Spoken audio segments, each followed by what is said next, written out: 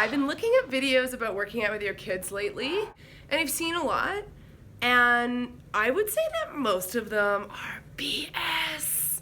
I'm not gonna name any names because whoever's doing whatever they want out there in YouTube universe, I am supportive. I think do your thing, you know?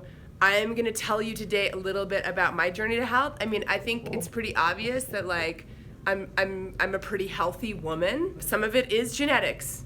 Some of it's genetics. My mom got really skinny after having a kid. My dad's in pretty good shape. But a lot of it is lifestyle choices for way before I got pregnant. Also, I haven't been to a gym in 2 years. I just started back a couple weeks ago. I stopped really early on in my pregnancy. And I'm gonna tell you a little bit about that today while I go exercise with my 10-kilo child. So, what I wanna stress are two major points. One, the most important thing you should be doing after having a child is getting back into your skinny jeans. Because unless you're gonna be sexually attractive to the public at large and to total strangers, then you really have no value as a mother. Obviously, I don't believe that.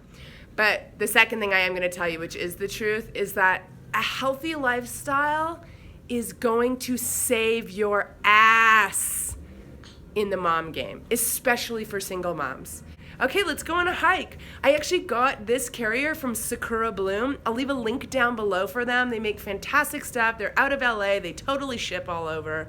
This is called an Omnibo. I still can't pronounce it, but it puts the weight right here. So good for squats, right? Also just really good for hiking. This feels good on my back, and it's great if you want to be an active parent. Folds up small, looks good. You can wear it, you know, with a suit, it still looks good. Men like to wear it. It's not bulky, no waist leash, no lower back.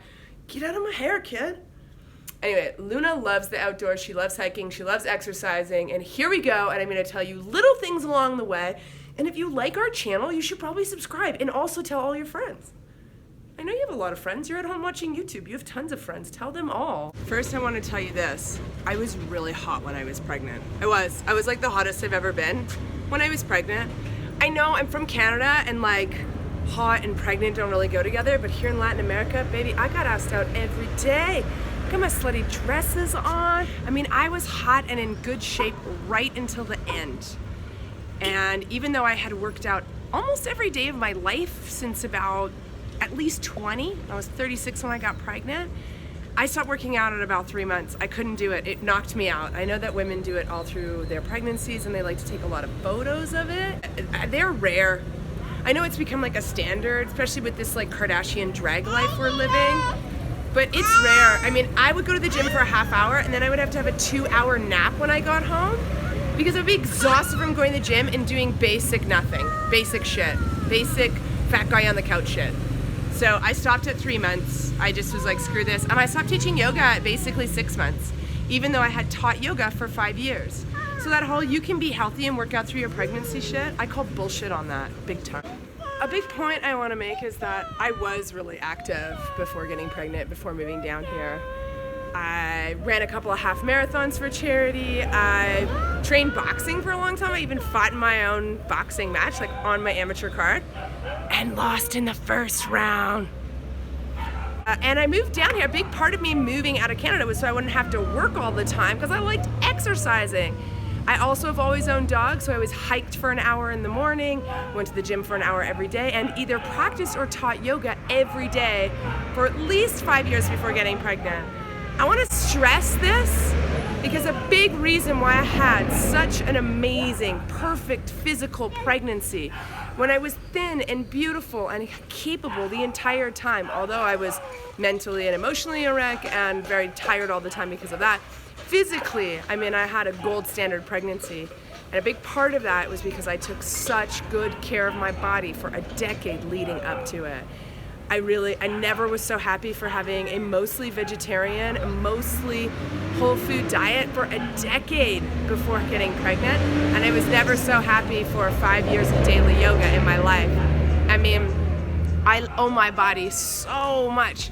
Not only did I look great and feel great during my pregnancy, I was out of the house 5 days after a C-section. This one's talking about pizza this whole time. Pizza!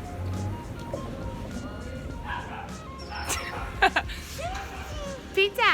Not only was I out of the house 5 days after having a C-section and going to the market and walking around, you know, but my body, I mean, I moved out of the country at 7 months pregnant and I moved back with a 9-month-old all by myself. My body has gotten me through some really tough stuff, lots of travel. I could never do what I do now if I hadn't have taken such good care of my body for years leading up to it. Now I'll tell you about the pregnancy years. Luna, she's not out of breath. I am like an old fat man. 300 years, 300 pounds. Hiking Cerro de la Cruz with a baby. A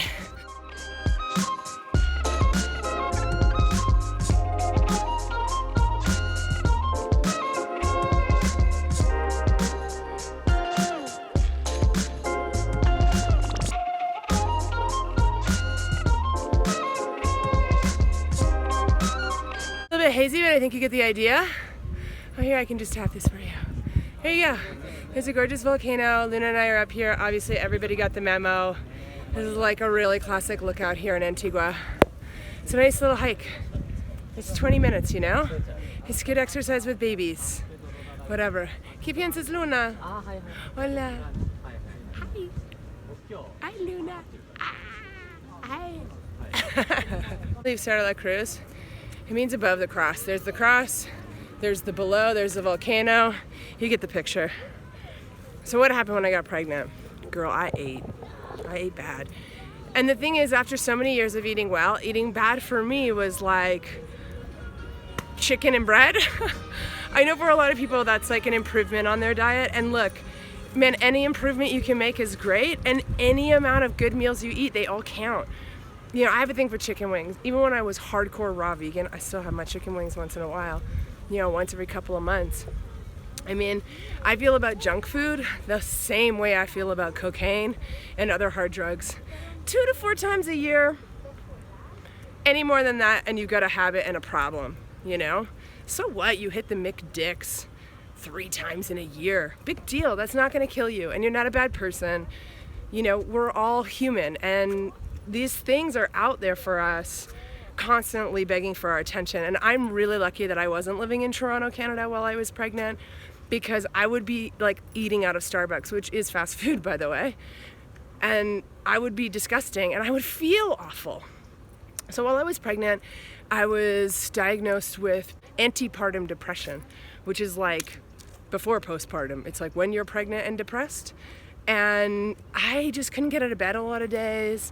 I ate whatever. I also was losing a lot of weight due to stress, so I started eating meat in order to put on weight. A lot of times I wasn't hungry. I basically stopped being hungry from about 3 months until Luna was about 9 or 10 months. So it was a full year. I just was never hungry. If you put the food in front of me, I'd eat it, but I was never wanting food. I know a lot of people get pregnant and then they just crave nasty shit. I would crave like mangoes, water with ice.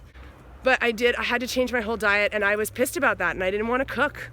I wasn't inspired to cook, you know, chicken on rice with beans. I wasn't inspired to cook that at all, but those types of plain foods worked really well with my body when I was pregnant and they kept me fat. All the fat that's in meat was really good. And then after I had her, I got real skinny, like hella skinny, the skinniest I've ever been.